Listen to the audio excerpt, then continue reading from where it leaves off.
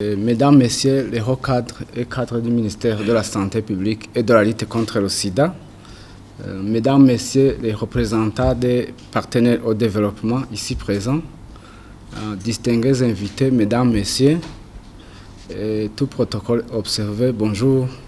C'est pour moi un réel plaisir que je voudrais souhaiter une cordiale bienvenue et vous remercier d'avoir répondu à notre invitation pour prendre part à cet atelier réservé à la validation de la feuille de route et mobilisation des fonds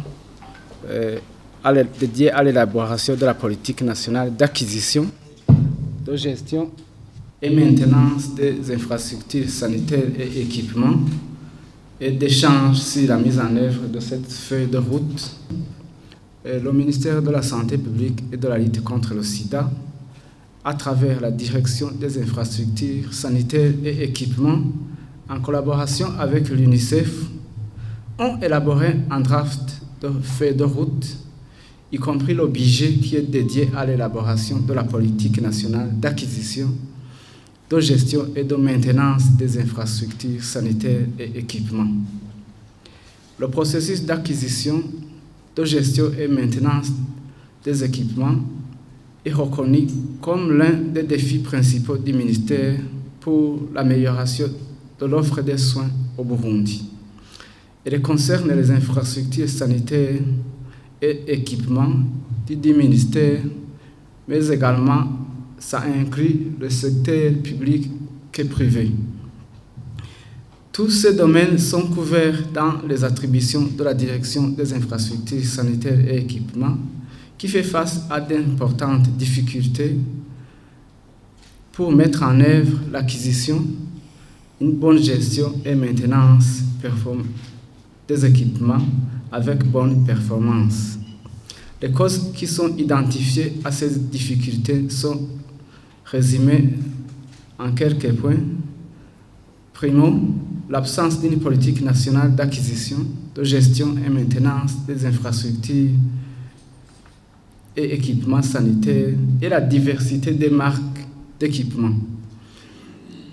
Deuxièmement, il y a un système d'information non fiable et fragile pour les infrastructures et équipements. Ici, par exemple, on signale l'absence de bases de données exploitables et donc il n'y a pas de justification aux décisions qui sont prises, il n'y a pas de visibilité en interne qu'en externe. Des ressources budgétaires aléatoires ou inexistantes, la faiblesse de la coordination entre les différents partenaires au niveau national et local, mais également pour les donateurs d'équipements ou les bailleurs de fonds.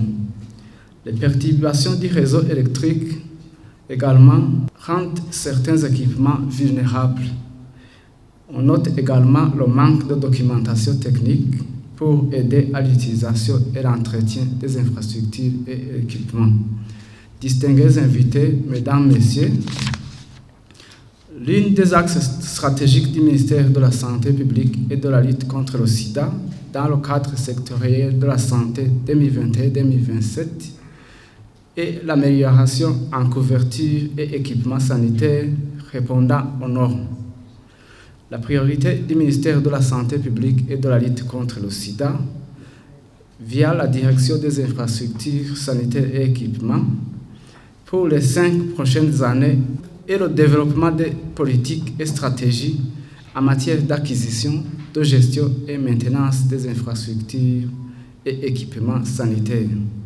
Son objectif spécifique est l'augmentation en quantité, mais également en qualité des prestations de santé au bénéfice de la population par l'amélioration de la gestion et maintenance des infrastructures et équipements. Cet atelier va donc permettre aux participants d'échanger à l'élaboration de la dite politique nationale ainsi que sa mise en œuvre. Distingués invités, Mesdames, Messieurs, chers participants à cet atelier, c'est un ardent souhait de voir cette rencontre atteindre son objectif que je déclare ouvert ces travaux de l'atelier de validation de la feuille de route et mobilisation des fonds dédiés à l'élaboration de la politique nationale d'acquisition, de gestion et maintenance des infrastructures et équipements sanitaires.